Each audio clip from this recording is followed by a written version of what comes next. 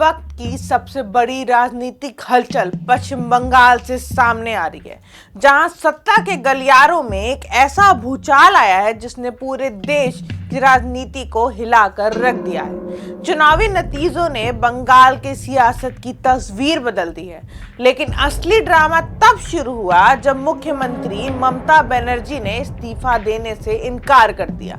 जी हां, हार के बाद भी कुर्सी छोड़ने से मना और उसके बाद राजभवन से लेकर विधानसभा तक घटनाओं की ऐसी तेज रफ्तार चली कि हर कोई बस एक ही सवाल पूछता रह गया, आखिर बंगाल में हो क्या रहा है। सूत्रों के मुताबिक चुनावों में करारी हार के बाद विपक्ष ने तुरंत मुख्यमंत्री से नैतिक जिम्मेदारी लेते हुए इस्तीफा की मांग की, लेकिन ममता बनर्जी ने प्रेस कॉन्फ्रेंस में साफ शब्दों में कहा कि ये जनादेश नहीं बल्कि लोकतंत्र के साथ खेल है।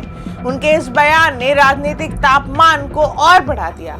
राजधानी कोलकाता की सड़कों पर समर्थक उतर आए, नारों की गूंज तेज हो गई और सोशल मीडिया पर बंगाल की राजनीति देश का सबसे बड़ा मुद्दा बन गई।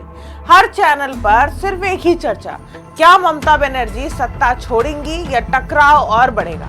और फिर आया वो पल जिसने पूरे घटनाक्रम को और ज्यादा नाटकीय बना दिया। राजभवन में लगातार बैठकों का दौर चला, संवैधानिक विशेषज्ञों से राय ली गई और आखिरकार राज्यपाल ने बड़ा फैसला लेते हुए विधानसभा भंग करने की प्रक्रिया आगे बढ़ाई। इस कदम के बाद बंगाल की राजनीति मानो भूचाल आ गया।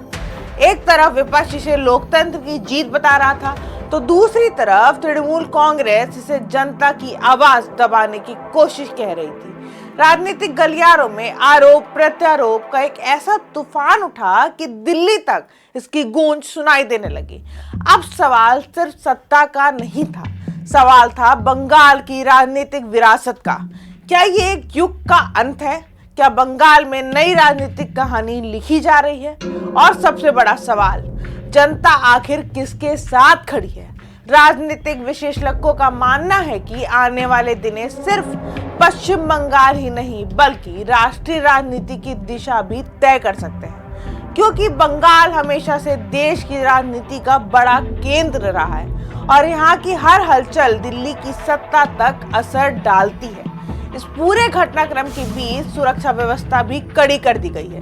कई इलाकों में अतिरिक्त पुलिस बल तैनात किया गया, संवेदनशील क्षेत्रों पर नजर रखी जा रही है और प्रशासन लगातार हालात पर मॉनिटरिंग कर रही है। उधर राजनीतिक दल अपने अपने समर्थकों को एकजुट करने में जुट गए। बयानबाजी तेज है, रणनीतियां बदल रही हैं और बंगाल की राजनीति हर घंटे एक नया मोड़ लेती दिखाई दे रही है। तो क्या पश्चिम बंगाल अब नई सरकार बनेगी? क्या ममता बनर्जी वापसी की लड़ाई लड़ेंगी या फिर बंगाल की जनता इस बार पूरी तरह बदलाव का मन बना चुकी है? इन सभी सवालों के जवाब आने वाले दिनों में सामने आएंगे, लेकिन फिलहाल इतना तय है कि बंगाल की राजनीति अपने सबसे नाटकीय दौर से गुजर रही है और देश की निगाहें अब सिर्फ और सिर्फ कोलकाता पर टिकी हुई हैं। फिलहाल के लिए इतना ही, लेकिन इस राजनीतिक महाड्रामे की हर बड़ी अपडेट हम आपके साथ रूबरू कराते रहेंगे। तब तक देखते रहिए। मैं निशिता और आप देख रहे हैं इंडिया जंक्शन। खबरों का जंक्शन।